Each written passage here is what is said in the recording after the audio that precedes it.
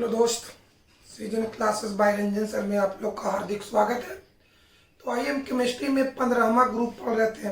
उसमें बहुत चीज़ हम आपको बताए थे, तो उससे रिलेटेड जो पहले कुछ क्वेश्चन जो बनता उस पर हम विचार करते हैं। पहला क्वेश्चन देखिए,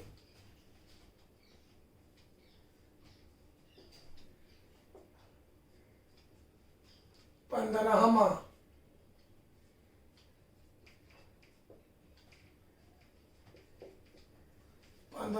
वर्ग को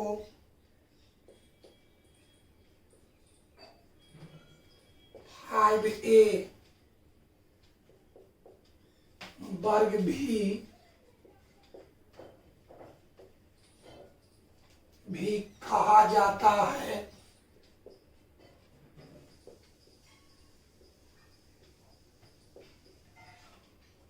क्यों? 15वां वर्ग को 5a वर्ग भी कहा जाता है। क्यों? तो हम आपको बताएं कि 15वां वर्ग में आने वाले सभी तत्वों का संयोजी इलेक्ट्रॉन 5 होते हैं, 5 होते हैं, और वह संयोजी इलेक्ट्रॉन S और P सब सेल के होते हैं। इसी प्रवृत्ति के कारण 15वां वर्ग को 5a वर्ग कहा जाता है। एक बार सुना जाए, 15वां वर्ग में उपस्थित सभी तत्वों का संयोजी इलेक्ट्रॉन 5 होते हैं, 5 होते हैं, और वह संयोजी इलेक्ट्रॉन S और P सब सेल के होते हैं। इसी प्रवृत्ति के कारण 15वां वर्ग को 5a वर्ग कहा जाता है। आंसर लिखते हैं बुआ।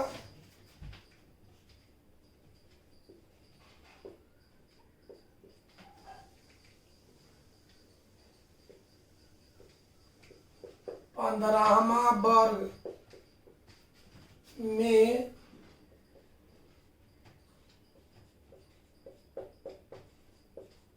उपस्थित 15वां वर्ग में उपस्थित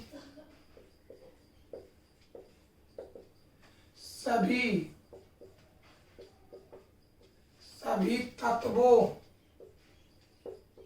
का संयोजी इलेक्ट्रॉन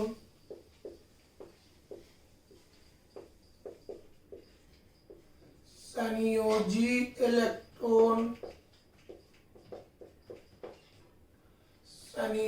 इलेक्ट्रॉन 5 होते हैं, और वह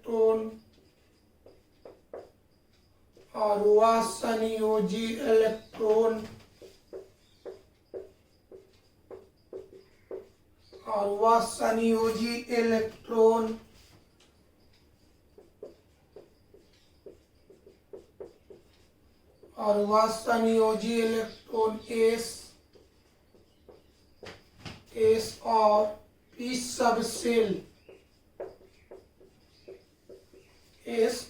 सब सेल के होते हैं। इसी प्रवृत्ति के कारण इसी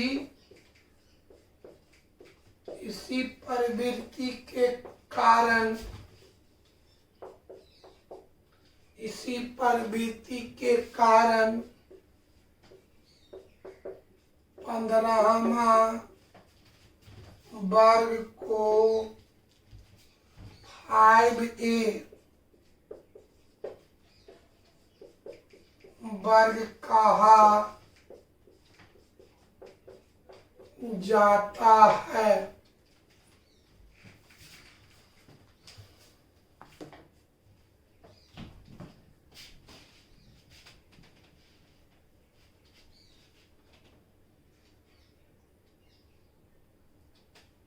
आगे देखिए अगला क्वेश्चन,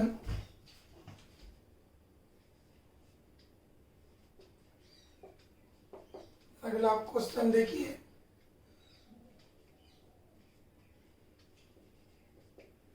पंद्रहवां वर्ग के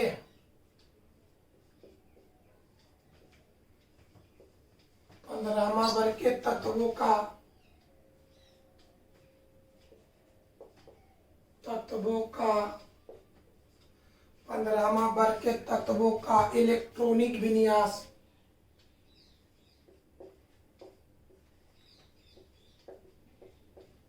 इलेक्ट्रॉनिक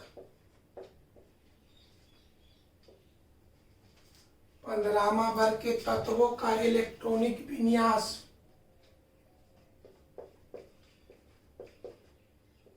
विन्यास लिखें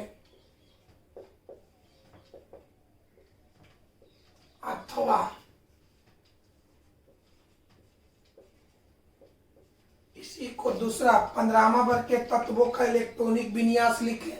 इसी क्वेश्चन को दूसरा रूप में पूछ सकता है, नाइट्रोजन परिवार के तत्वों का या नाइट्रोजन परिवार के सदस्यों का इलेक्ट्रॉनिक विन्यास लिखें।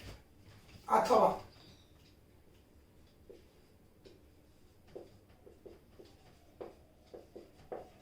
नाइट्रोजन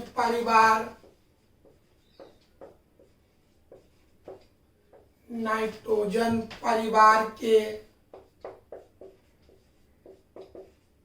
सदस्यों का इलेक्ट्रॉनिक विन्यास लिखें।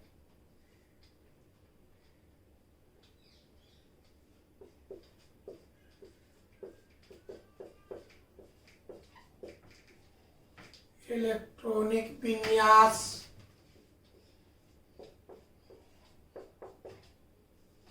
लिखे अथवा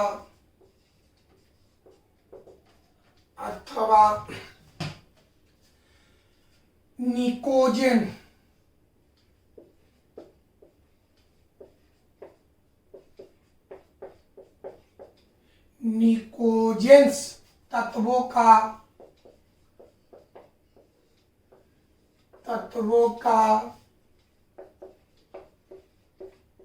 इलेक्ट्रॉनिक विन्यास लिखें। ये तीनों क्वेश्चन का जवाब एक ही होगा, चाहे तो 15वां वर्ग के तत्वों का इलेक्ट्रॉनिक विन्यास लिखे या नाइट्रोजन परिवार के सदस्यों का इलेक्ट्रॉनिक विन्यास लिखे या निकोजेंस तत्वों का इलेक्ट्रॉनिक विन्यास लिखे। ये तीनों क्वेश्चन में कोई भी क्वेश्चन रहेगा, सबका आंसर एक ही होगा। हम आपको एक बार सिखा चुके हैं, यहाँ पर खाली आंसर क्वेश्चन करा दे। चलिए तो इसका आंसर लिखते हैं बाबू।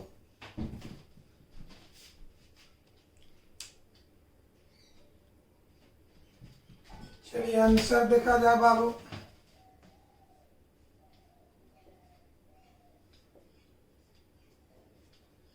चलो तो 15वां वर्ग में पहला तत्व है नाइट्रोजन, जिसका संकेत एन होता है। बड़े 15वां वर्ग के अंतर्गत आने वाला पहला तत्व नाइट्रोजन, जिसका संकेत होता है एन, परमाणु संख्या होता है 7।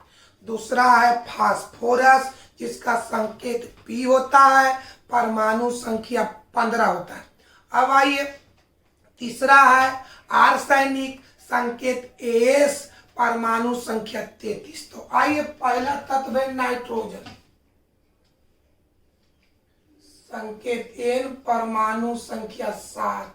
अब बताओ, नाइट्रोजन की परमाणु संख्या 7 होता है, जो 2 से 10 के बीच है। तो याद करो, अगर परमाणु संख्या 2 से 10 के बीच हो तब उसका इलेक्ट्रॉनिक विन्यास हीलियम के आधार पर लिखा जाता है, और हीलियम की परमाणु संख्या 2 होता है, जो पहले से ऑलरेडी 1s तक भरा होता है। आइए इसका इलेक्ट्रॉनिक विन्यास हीलियम के आधार पर, तो हीलियम की परमाणु संख्या कितना होता है? 2, जो ऑलरेडी कहां तक भरल है? 1s तक भरल है। तो 1s के बाद किसका नंबर है? 1s के बाद 2s, s में के इलेक्ट्रॉन, 2s के बाद 2p। तो हीलियम में 2, तो 2 और 2 4, 7 में 4 भर दिया, बचा 3। अब आइए उसके बाद नाइट्रोजन के बाद 15वां ग्रुप में दूसरा तत्व है फास्फोरस, परमाणु संख्या 15। चलिए अगर बताओ फास्फोरस की परमाणु संख्या 15 है जो 10 से 18 के बीच, तो अगर परमाणु संख्या 10 से 18 के बीच हो तब उसका इलेक्ट्रॉनिक विन्यास नियोन के आधार पर लिखा जाता। अब बताओ बाबू, नियोन की परमाणु संख्या होता है 10 जो ऑलरेडी 2p तक भरा हुआ है, तो 2p के बाद नंबर आता 3s,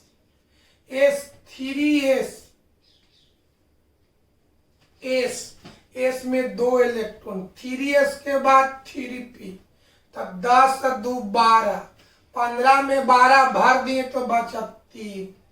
अब आइए 15वां ग्रुप में तीसरा तत्व है एस माने आर्सेनिक, तो आर्सेनिक की परमाणु संख्या 33। चलिए अगर परमाणु संख्या बताओ 33 किसके बीच आ रहा है, 18 से 36 के बीच, तो अगर परमाणु संख्या 18 से 36 के बीच हो, 18 से 36 के बीच हो तब उसका इलेक्ट्रॉनिक विन्यास आर्गन के आधार पर लिखा जाता है। आर्गन बताओ रे, आर्गन की परमाणु संख्या 18 जो ऑलरेडी 3p तक भरल है, तो 3p के बाद नंबर होता है 4s, 4s के बाद नंबर है 3d, d में 10 इलेक्ट्रॉन, 3d के बाद 4p। गिन लीजिए 18 10 28 2 30 3 33। चलिए 15वां ग्रुप का चौथी तत्व एंटीमनी। एंटीमनी का परमाणु संख्या 51, तो बताओ 51 किसके बीच आ रहा है, तो 51 आ रहा 36 से 54 के बीच। इसका इलेक्ट्रॉनिक विन्यास हम निकालेंगे किसके आधार पर, क्रिप्टन के आधार पर।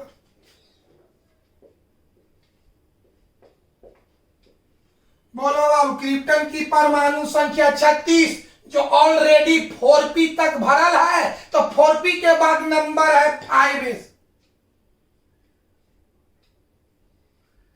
5s के बाद नंबर है 4d, 4d के बाद नंबर है 5p।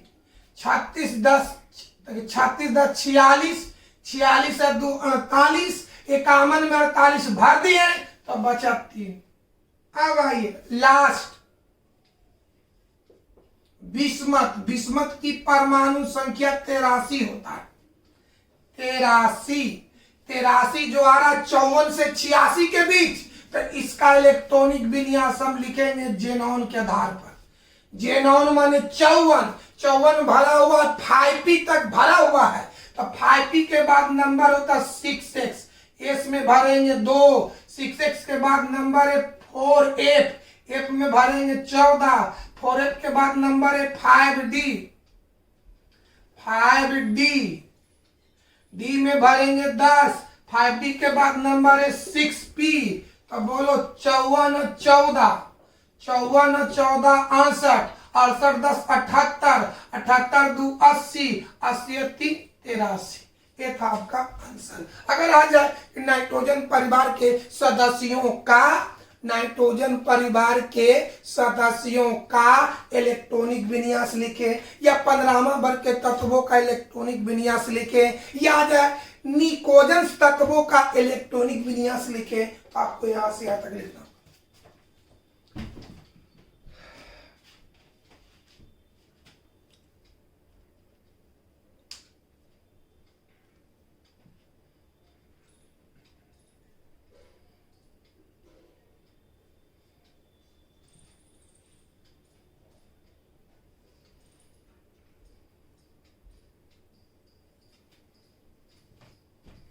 चलो बाबू, अब इसी से रिलेटेड अब 15वां ग्रुप को हम आगे बढ़ा रहे हैं। देखिए तो यहाँ पर लास्ट ऑर्बिट, देखिए बाबू लास्ट ऑर्बिट सेकंड है, यहाँ लास्ट ऑर्बिट थर्ड है, यहाँ लास्ट ऑर्बिट 4 है, यहाँ लास्ट ऑर्बिट 5 है, यहाँ लास्ट ऑर्बिट 6 है। यहाँ पर देखो लास्ट ऑर्बिट में के इलेक्ट्रॉन एस के पास 2 है, अब पी के पास 3 है। तो यहाँ पर भी बताओ नाइट्रोजन के लास्ट ऑर्बिट में के इलेक्ट्रॉन 5 इलेक्ट्रॉन। अच्छा, फास्फोरस के भी लास्ट ऑर्बिट में 5 इलेक्ट्रॉन, आर्सेनिक के लास्ट ऑर्बिट में भी 5 इलेक्ट्रॉन, और एंटीमनी के लास्ट ऑर्बिट में भी 5 इलेक्ट्रॉन, और इसका भी लास्ट ऑर्बिट में 5 इलेक्ट्रॉन। यानी 15वां वर्ग के सभी तत्वों के लास्ट ऑर्बिट में 5 इलेक्ट्रॉन होता है। 15वां वर्ग के सभी तत्वों के लास्ट ऑर्बिट में अंतिम कक्ष में 5 इलेक्ट्रॉन होता है। तो आप मैट्रिकुलेशन का बात याद कीजिए कि जिसके लास्ट ऑर्बिट में 5 है, 6 रहे, 7 रहे, 5, 6, 7, तो अपनी ऑक्टेट को, अपनी अष्टक को, इलेक्ट्रॉन को गेन करके, ग्रहण करके पूरा करता है। तो बताओ मेरे भाई, अष्टक को पूरा करने के लिए हमको अब ये तो पता लग गया कि सबके लास्ट ऑर्बिट में 5 इलेक्ट्रॉन है, तो नेसेसरी ऑक्टेट को पूरा करने के लिए, अष्टक को पूरा करने के लिए इलेक्ट्रॉन को ग्रहण करेगा। तो बताओ बाबू, अष्टक पूरा कितना इलेक्ट्रॉन में होता है? तो 8 इलेक्ट्रॉन में है। 5 है, 5 अब पूरा करना है 8, तो के इलेक्ट्रॉन का गेन करेगा? 3 इलेक्ट्रॉन का। देख तो सबके लास्ट ऑर्बिट में 5 है, तो अपनी अष्टक को पूरा करने के लिए, अपनी ऑक्टेट को पूरा करने के लिए ये 3 इलेक्ट्रॉन को गेन करेगा। तो याद करो सिंपल परिभाषा कि ऑक्टेट को पूरा करने के लिए, अष्टक को पूरा करने के लिए जितना इलेक्ट्रॉन का ग्रहण करता है उसको संयोजकता कहा जाता है। तो ये सभी तत्व लास्ट में कितना है? 5। ऑक्टेट पूरा करने के लिए चाहिए 8, तो कितना का गेन करेगा? 3 का गेन करेगा। तो जितना गेन करेगा वही उसका क्या होगा? संयोजकता। यानी 15वां वर्ग के सभी तत्वों का संयोजकता जनरली है ना बाबू, जनरली यानी सामान्य, समान, ये सभी तत्वों का समान रूप में संयोजकता 3 होता भी, सभी सबका जनरली ना। 15वां वर्ग के सभी तत्वों का संयोजकता समान रूप से, नॉर्मल रूप से कितना होता? 3। नाइट्रोजन का भी संयोजकता 3 होगा, फास्फोरस का भी संयोजकता 3 होगा, आर्सेनिक का भी संयोजकता 3 होगा, एंटीमनी का भी संयोजकता 3 होगा, बिस्मथ का भी संयोजकता 3 होगा। यानी नॉर्मली 15वां वर्ग के सभी तत्वों का संयोजकता नॉर्मली रूप से, समान रूप से 3 होता है। क्यों? क्योंकि सभी के लास्ट ऑर्बिट में 5 इलेक्ट्रॉन उपस्थित होता है और ऑक्टेट को पूरा करने के लिए ये 3 इलेक्ट्रॉन को ग्रहण करता है। तो जितना इलेक्ट्रॉन ग्रहण करता है वही उसका संयोजकता कहलाता है। तो 15वां वर्ग के सभी तत्वों का संयोजकता नॉर्मल रूप से, समान रूप से, जनरली कितना होता है? 3 होता है। अब आगे बढ़ते हैं। यहां तक किसी को कोई दिक्कत बाबू? आगे बढ़ते हैं दोस्तों।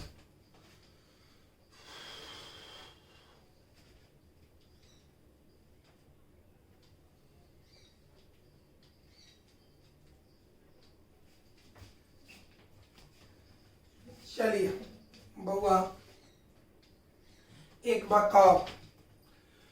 बताओ नाइट्रोजन का यह लास्ट ऑर्बिट 2 है, इसका मतलब नाइट्रोजन में 2 ऑर्बिट है, फास्फोरस में 3 ऑर्बिट तक है, आर्सेनिक में 4 ऑर्बिट है, एंटीमनी में 5 ऑर्बिट है, और बिस्मथ में 6 ऑर्बिट। बढ़िया से समझो, नाइट्रोजन में के ऑर्बिट तक है?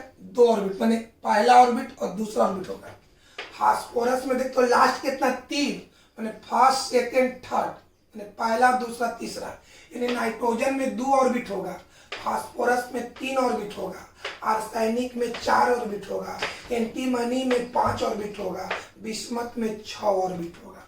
आइए सबका परमाणु आकार बनाते हैं। नाइट्रोजन में के ऑर्बिट? अरे लास्ट ऑर्बिट 2 है ना बाबू, तो लास्ट 2 है, यानी कहां से? 1 से लेकर 2 तक ऑर्बिट होगा, माने पहला ऑर्बिट और दूसरा ऑर्बिट। यहाँ लास्ट कितना? 3 है, यानी पहला होगा, दूसरा होगा, तीसरा होगा। इस तरह से आधार लीजिए। नाइट्रोजन में 2 ऑर्बिट होगा, फास्फोरस में 3 ऑर्बिट होगा, आर्सेनिक में 4 ऑर्बिट होगा, एंटीमनी में 5 ऑर्बिट होगा, बिस्मथ में 6 ऑर्बिट होगा। सबका परमाणु देखो बाबू, बीच तो होता है नाभिक, इसमें नाइट्रोजन में 2 orbit, first orbit, second orbit, ये जो परमाणु आकार किसका हुआ? नाइट्रोजन का। अब आइए, फास्फोरस में 3 ऑर्बिट होता है।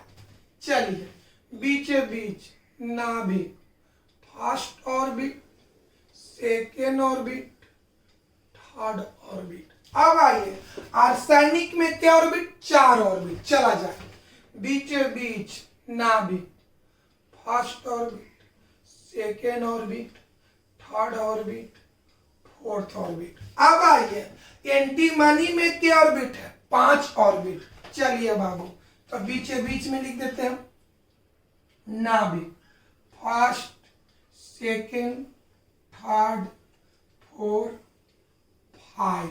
अब आइए बाबू, बिस्मथ में 6 ऑर्बिट। देखिए यहां पर बना देते हैं। ये हुआ आपका नाइट्रोजन का आकार, ये फास्फोरस का, ये आर्सेनिक का, ये एंटीमनी का। चलिए, फर्स्ट, सेकेंड, थर्ड, फोर्थ, 5, 6, ये हो गया बिस्मथ का। चलिए बताओ बाबू, ये 1 2 3 4 5, ये परमाणु आकार नाइट्रोजन का हुआ, ये परमाणु आकार फास्फोरस का हुआ, ये परमाणु आकार आर्सेनिक का हुआ, ये परमाणु आकार एंटीमनी का हुआ, ये परमाणु आकार बिस्मथ का हुआ। तो 15वां ग्रुप में सबसे छोटा आकार किसका है? सबसे छोटा आकार किसका है? नाइट्रोजन का है। सबसे बड़ा आकार किसका है? बिस्मथ का है। कोई आपसे पूछ देगा कि 15वां ग्रुप में ऐसे तत्व का नाम बताए जिसका परमाणु आकार सबसे छोटा होता है, तो सबसे छोटा होता है नाइट्रोजन का। सबसे बड़ा किसका होता है? बिस्मथ का। बताओ बाबू, किस तत्व का? 15वां का बात कर रहे हैं। 15वां ग्रुप में किस तत्व का परमाणु आकार सबसे छोटा होता है? तो नाइट्रोजन का। 15वां वर्ग में किस तत्व का परमाणु आकार सबसे बड़ा होता है? तो बिस्मथ का। कोई दिक्कत है बाबू? बिस्मथ का। अब आइए एक बात और समझ आए, याद हो गया सबसे छोटा आकार किसका होता है? नाइट्रोजन का। सबसे बड़ा आकार किसका होता है? बिस्मथ का। यहां तक तो याद हो गया। नाइट्रोजन का परमाणु आकार एटॉमिक साइज अपेक्षाकृत छोटा होता है और बिस्मथ का एटॉमिक साइज यानी परमाणु आकार सबसे बड़ा होता है। तो आप मैट्रिक में पढ़े होंगे एक बात कि डी सबसेल की शुरुआत थर्ड ऑर्बिट से होता है। माने तीसरा ऑर्बिट में डी सबसेल हो सकता है। याद किया जाए, डी सबसेल की शुरुआत थर्ड ऑर्बिट में होता है। डी सबसेल की शुरुआत थर्ड ऑर्बिट में होता है। इसका मतलब कि तीसरा ऑर्बिट में डी सबसेल आ सकता है थर्ड ऑर्बिट से। तो डी सबसेल की शुरुआत थर्ड ऑर्बिट से होता है, मतलब तीसरा ऑर्बिट में डी हो सकता है, चौथा ऑर्बिट में डी सबसेल रह सकता है, 5वां ऑर्बिट में डी सबसेल रह सकता है, छठा में डी सबसेल रह सकता है। माने थर्ड से शुरुआत होता है। इस सेंटेंस से स्पष्ट होता है कि दूसरा ऑर्बिट में और पहला ऑर्बिट में डी सबसेल नहीं रहता। फिर एक बार समझो, डी सबसेल की शुरुआत थर्ड ऑर्बिट से होता है। यानी आप लिख सकते हैं 3D, 4D, 5D, 6D, 7D dot dot, लेकिन आप 1D, 2D नहीं लिख सकते। कोई दिक्कत है? डी सबसेल की शुरुआत थर्ड ऑर्बिट से होता है, यानी थर्ड ऑर्बिट में, तीसरा ऑर्बिट में डी सबसेल रह सकता है, चौथा ऑर्बिट में डी सबसेल रह सकता है, 5वां ऑर्बिट में डी सबसेल रह सकता है, छठा ऑर्बिट में डी सबसेल रह सकता है, लेकिन पहला ऑर्बिट और दूसरा ऑर्बिट में डी सबसेल नहीं रह सकता है। तो आइए समझिए,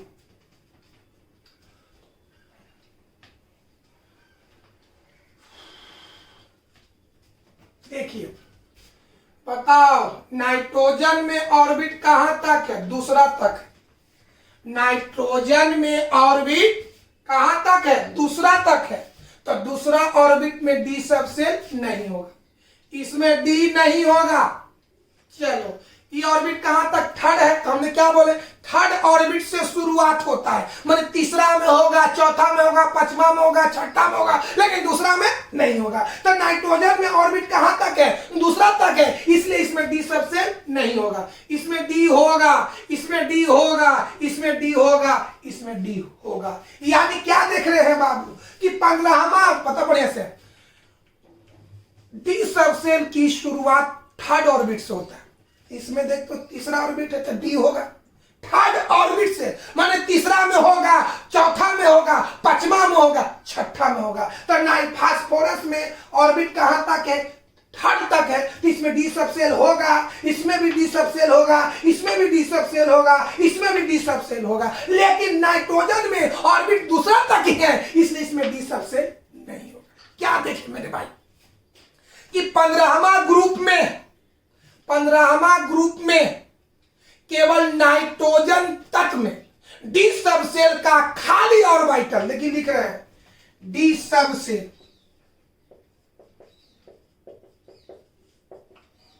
सबसेल के खाली ऑर्बिटल।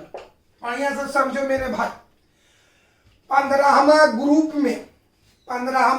में नाइट्रोजन में डी सबसेल का खाली ऑर्बिटल नहीं पाया जाता है।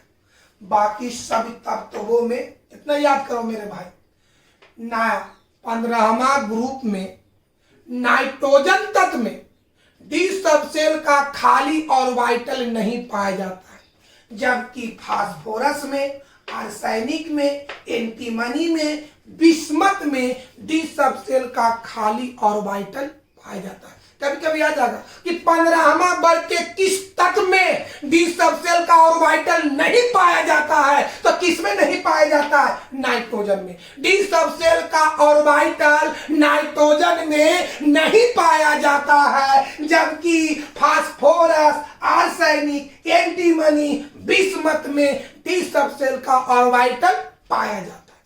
कोई दिक्कत? याद ऑब्जेक्टिव पूछेगा कि 15वां वर्ग के किस तत्व में, 15वां वर्ग के किस तत्व में डी सबसेल का ऑर्बिटल नहीं पाया जाता है? तो आप किसमें बताइएगा? नाइट्रोजन में नहीं पाया जाता है, बाकी तत्वों में पाया जाता है। इसी के कारण सुन मेरे भाई, 15 क्या नाइट्रोजन में डी सबसेल का ऑर्बिटल नहीं पाया जाता है, इसीलिए इसकी संयोजकता 3 से बढ़कर 5 नहीं हो पाता है। बढ़िया से समझो, ऐसे सभी तत्वों का संयोजकता जेनरली सामान्य रूप से 3 होता है। अब चलिए स्पेशल कंडीशन, नाइट्रोजन में डी सबसेल का ऑर्बिटल नहीं पाया जाता है, इसीलिए नाइट्रोजन की संयोजकता 3 से बढ़कर के 5 नहीं हो पाता है, जबकि अन्य तत्वों में डी सबसेल का ऑर्बिटल पाया जाता है, इसलिए फास्फोरस, आर्सेनिक, एंटीमनी की संयोजकता 3 से बढ़कर के 5 होता है। यानी 3 का मतलब होता है ट्राई और 5 का मतलब होता है पेंटा। यानी इन तीनों तत्वों में पेंटा हाइलाइट बनाने की प्रवृत्ति पाई जाती है। 3 माने ट्राई, 5 माने पेंटा। तो बताओ नाइट्रोजन की संयोजकता 5 नहीं होता है, मतलब इसमें पेंटा हाइलाइट बनाने की प्रवृत्ति नहीं पाया जाता है। किस किस में पाया जाता है? फास्फोरस में, आर्सेनिक में, एंटीमनी में, बिस्मथ में भी नहीं पाया जाता है, जबकि इसमें डी सबसेल का ऑर्बिटल है। बड़े से बोलो, नाइट्रोजन के तो कारण बता दिए कि नाइट्रोजन में पेंटा हाइलाइट बनाने की प्रवृत्ति नहीं पाई जाती है। क्यों? क्योंकि इसमें डी सबसेल का ऑर्बिटल नहीं है। किसमें है? फास्फोरस में भी है, आर्सेनिक में भी है, एंटीमनी में भी है, बिस्मथ में भी है। इन तीनों में है, चारों में है, इसमें पेंटा हाइलाइट बनाने की प्रवृत्ति पाई जाती है। लेकिन इसमें बढ़िया से बताओ, सुन बढ़िया से बाबू, नाइट्रोजन में ऑर्बिट कहां तक है? सेकेंड ऑर्बिट है। तो डी सबसेल की शुरुआत थर्ड से होता है, इसका मतलब कि इसमें डी सबसेल का ऑर्बिटल नहीं होगा। जब डी सबसेल का ऑर्बिटल नहीं होगा तो इसकी संयोजकता 3 से बढ़कर के 5 नहीं होगा।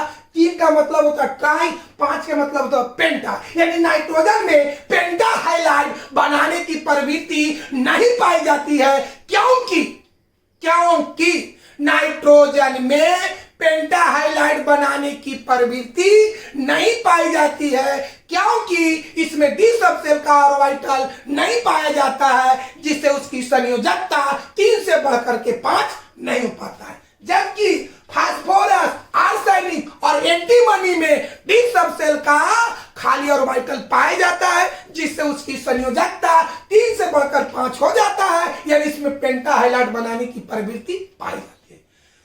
अब आइए बिस्मथ, बताओ रे बिस्मथ देखते बाबू कि 5 में सबसे बड़ा आकार किसका है?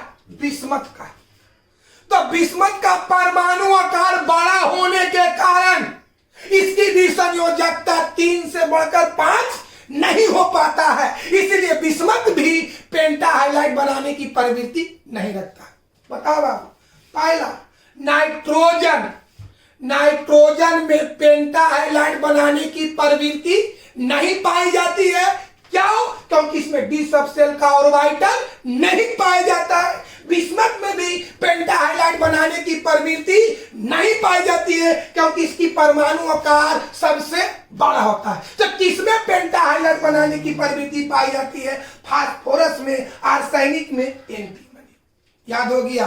15वां वर्ग के कहानी याद हुआ? 15वां वर्ग में नाइट्रोजन और बिस्मथ में पेंटा हाइलाइड बनाने की प्रवृत्ति नहीं पाई जाती है, जबकि फास्फोरस, एंटीमनी और आर्सेनिक में पेंटा हाइलाइड बनाने की प्रवृत्ति पाई जाती है। यानी इन तीनों का संयोजकता 3 से बढ़कर के 5 हो सकता है, लेकिन नाइट्रोजन और बिस्मथ का संयोजकता 3 से बढ़कर के 5 नहीं हो पाता है। क्यों? क्योंकि नाइट्रोजन में डी सब शेल का ऑर्बिटल नहीं पाया जाता है और बिस्मथ का परमाणु आकार सबसे बड़ा होता है।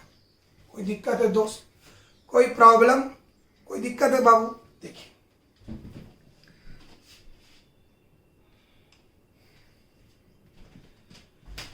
बात बताओ मेरे भाई, क्वेश्चन आएगा कि 15वां वर्ग में किन किन तत्वों में पेंटा हाइलाइड बनाने की प्रवृत्ति नहीं पाई जाती है? तो नाइट्रोजन और बिस्मथ में किन किन तत्वों में पेंटा हाइलाइड बनाने की प्रवृत्ति पाई जाती है? तो बताओ फास्फोरस, आर्सेनिक, एंटीमनी। कोई दिक्कत है? कोई प्रॉब्लम? समझ में आया? 15वां वर्ग में नाइट्रोजन और बिस्मथ में पेंटा हाइलाइड बनाने की प्रवृत्ति नहीं पाई जाती है, जबकि फास्फोरस, आर्सेनिक और एंटीमनी में। और चर्चा करेंगे, इस बहुत इंपॉर्टेंट चैप्टर है बाबू, इसको बढ़िया से सुनिएगा। इस सब कहानी को कल लिखाएंगे। आज की क्लास को यहीं